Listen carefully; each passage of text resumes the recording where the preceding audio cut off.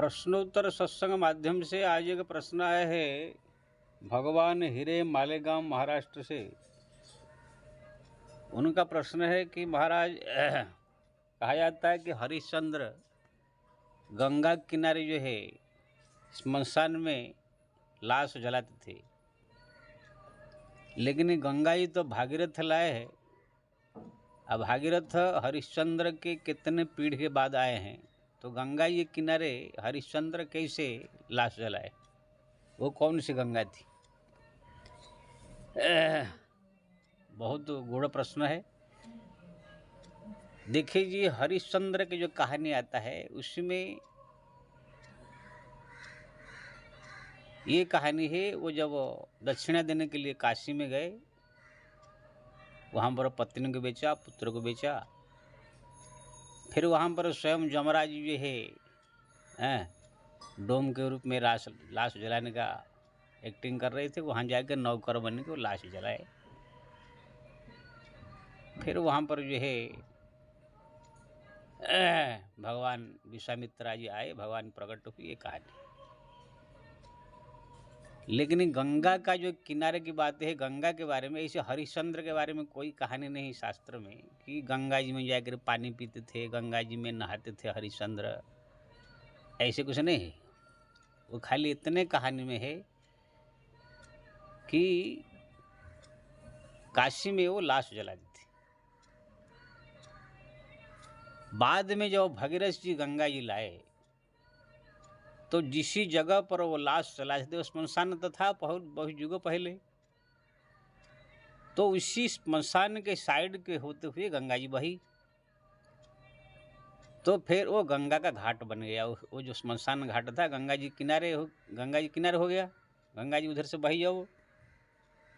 तो बाद में जो हो गंगा जी आ जाने के बाद में जितने सब ग्रंथ पुराण सब लिखे गए हैं, लोग कहने लगे ये जो है हरिश्चंद्र घाट है।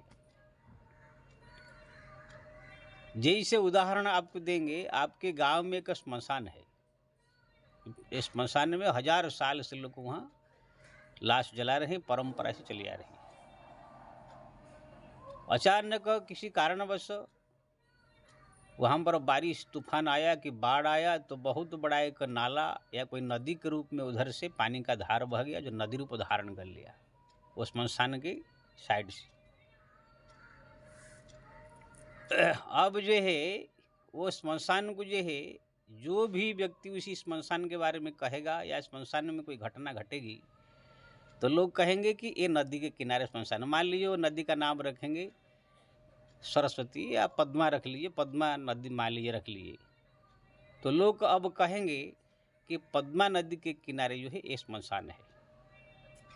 अब जो भी कविता लिखेगा, चाहे इतिहास लिखेगा, चाहे कोई कुछ भी चीज़ लिखेगा, कहेगा, आगे जो पीढ़ी आएंगे 10, 20, 25, 50 पीढ़ी, सब कहेंगे कि अमक गांव का स्मशान पद्मा नदी के किनारे। लेकिन आज से 1000 साल पहले वो पद्मा नदी वहाँ नहीं थी, लेकिन स्मशान था। ऐसे ही जो है जब हरिश्चंद्र थे उस समय गंगा जी नहीं थी, लेकिन वो स्मशान था।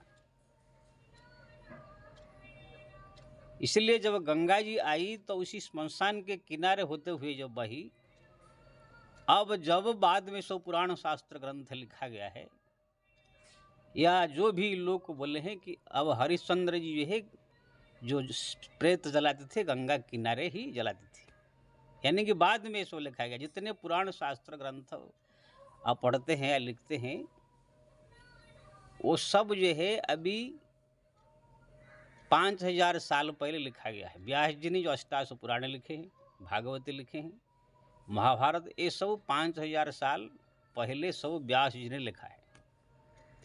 उससे पहले कोई ग्रंथ नहीं था, केवल वाल्मीकि रामायण था। वो वाल्मीकि रामायण भी आज से 9 लाख साल पहले वाल्मीकि जी ने लिखा था। लेकिन वाल्मीकि जब लिखा तब भी गंगा जी आ गई थी, कि ना त्रेता युग में जो है वाल्मीकि जी राम का चरित्र लिखे, राम के साथ में रहे। लेकिन हरिश्चंद्र सत्य युग में, उससे भी कितने पहले युग से हरिश्चंद्र हुए। तो कहने का मतलब जितने भी ग्रंथ सब आप देख रहे हैं, पढ़ रहे हैं, वो सब ग्रंथ में हरिश्चंद्र जो है स्मशान में जो है अपना लाश जलाते थे। ये हरिश्चंद्र के जो है समय में गंगा किनारे जलाते थे, ऐसे कहानी नहीं है। गंगा जी आ जाने के बाद वही जगह जो स्मशान घाट जो जलाते थे, उसी के बाद ये सब कहा गया कि जहाँ पर जो है हरिश्चंद्र जलाते थे लाश, वो गंगा किनारे, और बाद में उसको जो है हरिश्चंद्र घाट के रूप में नाम रख दिया गया। ऐसे कोई पुराण में कहानी नहीं है कि हरिश्चंद्र जाकर गंगा जी में स्नान करते थे, गंगा जी में पानी पीते थे, कि ऐसे कोई कहानी नहीं है कि गंगा जी प्रकट होकर के वो नदी में हरिश्चंद्र को जो है दर्शन दिया, ऐसे ऐसे कुछ घटना घटी, ऐसे कुछ कहानी है नहीं। गंगा जी से संबंधित तो कोई, हरिश्चंद्र से संबंधित तो कोई कहानी है नहीं कि जैसे गंगा जी को जो है ध्यान किया हरिश्चंद्र तो गंगा जी प्रकट होकर के उनको दर्शन दिया और जो है अपना जो है पुत्र का बचा लिया, ऐसे कुछ कहानी तो है नहीं। जैसे रविदास के बारे में आता है, रविदास जी जो है माता गंगा का जो है स्मरण किया तो गंगा जी प्रकट होकर के उनको जो है उनको जो है कंगन दिया, फिर दर्शन उनको स्मरण किया तो अपने घर में ही प्रकट हो गए कठौती में गंगा। तो ऐसे कोई हरिश्चंद्र के विषय में कोई ऐसा कहानी है नहीं कि हरिश्चंद्र जी आकर गंगा जी को स्मरण किया तो गंगा जी प्रकट हो गए, दर्शन दिया, गंगा जी के पानी पिए, गंगा जी में नहाए, ऐसे कुछ कहानी नहीं है। खाली इतना ही है हरिश्चंद्र के बारे में कि एक काशी में एक स्मशान में वो लाश जला दी थी अपने कर्ज चुकाने के लिए। फिर बाद में अपने पुत्र रोहित को जब उनके पत्नी लेकर के आई, फिर वहाँ पर भी उनको पैसा मांगे, पैसा नहीं था तो भी जो है पत्नी कहने लगी कि आपके पुत्र के लिए क्या पैसा मांग रहे हो, लेकिन हरिश्चंद्र ने कहा नहीं नहीं नहीं नहीं, ये बेईमान होगा, पुत्र हो तो क्या है गया, दूसरे का मैं काम कर रहा हूँ, मैंने नहीं जला सकता। तो ऐसे घटना घटी। फिर भगवान विश्वनाथ प्रकट हुए, विश्वामित्र प्रकट हुए, भगवान नारायण प्रकट हुए, ये सब कहानी है। लेकिन गंगा जी के बारे में ऐसे कोई कहानी नहीं है कि गंगा जी वहाँ प्रकट हुई, गंगा जी का पानी पिला करके उनको जीवित किया गया, ऐसे कुछ नहीं है। ये जो गंगा जी के किनारे हरिश्चंद्र जी जलाते थे या हरिश्चंद्र घाट जो बना है, ये सब जो है ये सब बाद में बनाया गया है। वो जगह जो है हरिश्चंद्र का वही जगह था, वहाँ पर वो जलाते थे। बाद में जब गंगा जी बही उधर से विभिन्न प्रकार सब घाट बने, जैसे मणिकर्णिका घाट है और सब तरह तरह के घाट सब बने हैं, तो वहाँ पर जो है हरिश्चंद्र उसी जगह पर जलाते थे, इसलिए उसी के नाम से हरिश्चंद्र घाट हो गया। लेकिन हरिश्चंद्र जब लाश जला रहे थे उसी समय वो घाट नहीं था, बिना गंगा जी नहीं थी तो घाट कहाँ जाएगा। बाद में सब पुराण शास्त्र ग्रंथ लिखा गया, या जो अभी जो लोग कह रहे हैं कि इसी जगह है जहाँ पर हरिश्चंद्र लाश जलाते थे, उन्हीं के नाम से बाद में इसको हरिश्चंद्र घाट करके रखा गया, नाम लिखा गया है। तो कहने का मतलब है जो हम पुराण शास्त्र ग्रंथ में सब पढ़ रहे हैं या इतिहास में या जो भी लोग कह रहे हैं, ये सब बाद की घटना, गंगा जी आने के बाद ये सब बताया जा रहा है। जब हरिश्चंद्र जी थे उसी समय गंगा जी के बारे में कुछ नहीं है। जैसे रामायण में राम जी जब पहुँचे, केवट ने गंगा पार कराया, तो वहाँ पर जो है गंगा जी का महिमा भगवान राम ने बखान किया, तो वहाँ पर गंगा जी पहले आ गए थे, राम जी बाद में हुए। लेकिन हरिश्चंद्र के बारे में ऐसे नहीं है कि हरिश्चंद्र का जो है जाकर गंगा जी का बखान कर रहे हैं, कि गंगा जी में स्नान कर रहे हैं, कि गंगा जी का पानी पी रहे हैं, ऐसे कुछ कहानी ऐसे नहीं है। खाली इतना ही हरिश्चंद्र का कि वो काशी के स्मशान में वो लाश जला रही थी। उस समय गंगा जी के बारे में कोई चर्चा नहीं। बाद में भगीरथ जब गंगा जी लाए, वही स्मशान होते हुए जब गंगा जी बही, फिर लोग कहने लगे हाँ यही जगह जो है हरिश्चंद्र जलाए थे, गंगा किनारे जो है हरिश्चंद्र लाश जलाते थे। फिर हरिश्चंद्र के नाम से विभिन्न प्रकार जब घाट बना तो वहाँ हरिश्चंद्र घाट नाम रख दिया गया। जैसे मणिकर्णिका घाट है, मणिकर्णिका घाट मतलब क्या है, गंगा जी के आने के बाद वो घाट नहीं बना है, तो मणिकर्णिका नाम नहीं पड़ा है। वहाँ पर भगवान विष्णु जो है जब काशी आए थे भगवान शंकर के दर्शन करने के लिए, उनका कान का कुछ और मणि जो था, कान में कुंडल पहनते थे, अलंकार कुछ वहाँ गिर गया, इसलिए उसी जगह का नाम हो गया मणिकर्णिका। लेकिन गंगा जी जब बाद में उधर से बही तो उसी घाट का नाम हो गया। जगह था पहले से मणिकर्णिका नाम का जगह था, बाद में जो है उस जगह को मणिकर्णिका घाट के रूप में नाम हो गया।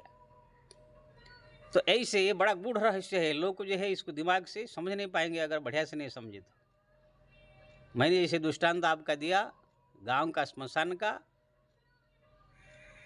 श्मशान हमारा पद्मा नदी के किनारे था, ऐसे पहले से नहीं था, 1000 साल पहले वो श्मशान खाली था। लेकिन आपके जो है वो नदी जब बाद में बही बाढ़ के कारण, फिर उसका नाम पद्मा नदी हुआ। फिर पद्मा नदी के किनारे आपका गांव का श्मशान है, ऐसे बाद में सब लोग कहने लगे। तो इसी प्रकार से जो है ये सब शास्त्र की बड़ा गूढ़ रहस्य है। ये सब साधारण लोग की बस की बात नहीं, ये सब समझना। वो तो इसको हंसी मुड़ा देंगे, अरे ये सब पुराना झूठा है। अब एक जो है जो आजकल जो सो जय भीम वाले निकले हैं, एक जो है कह रहा था कि औरंगजेब जो है बोलते हैं कि 2 लाख ब्राह्मणों प्रतिदिन मारता था। तो अगर 2 लाख ब्राह्मण प्रतिदिन मारता था, वो 60 साल बिया, तो 60 साल में 2 लाख हो तो कितने करोड़ हो जाएगा। उसी समय जनसंख्या इतने नहीं था, तो ये सब झूठी बात है। लेकिन लोग मूर्खों को ये मालूम नहीं है, औरंगजेब मान लीजिए 2 लाख ब्राह्मणों को मारता था, क्या रोज रोज नियम से मारता था? अरे जब उसकी इच्छा हुई है ब्राह्मण लोग को, हिंदू लोग को जो है बढ़ावा देने वाला ये ब्राह्मण है, इसलिए जहाँ मिले मारो। तो इस प्रकार जो है पहले पहले बहुत मारता था, 2 लाख 1 लाख मारता था। फिर धीरे धीरे जब ये कम होने लगे तो फिर थोड़ा थोड़ा मारने लगा। बाद में जो है बंद कर दिया जब कोई नहीं मिला। तुम पूरा 60 साल जब तक वो जिंदा रहा तब तक का तुम हिसाब लगा दिया। क्या रोज रोज का जो बुढ़ा होने तक वो मारता ही रहता था? अरे जब राजा बना, उनके मन में आया कि हमारा धर्म को प्रचार किया जाए, हिंदू धर्म को मिटाया जाए, तो उसने मंदिर तोड़ना चालू किया, जितने ब्राह्मणों को हिंदुओं को उसे मारना चालू किया। तो पहले पहले ज़्यादा संख्या में थे, इसलिए वो मारता था, 1 लाख 2 लाख ऐसे मारता था। बाद में जैसे संख्या कम होते गए, फिर 1000 500, फिर 100 200, देखेगा अब ज़्यादा है नहीं तो फिर कम कर दिया। तुम तो पूरा उसका जीवन काल का पूरा जो 50-60 साल जिएगा, उसी के अनुसार 2 लाख हिसाब लगा दिया। तो ऐसे ऐसे मूर्ख लोग जो है दुनिया में पड़े हुए हैं। शास्त्र का पुराण का अर्थ समझने का जो है ज्ञान है नहीं, और जो है बुद्धि है नहीं, बस उल्टा पुल्टा सब समझ लेते।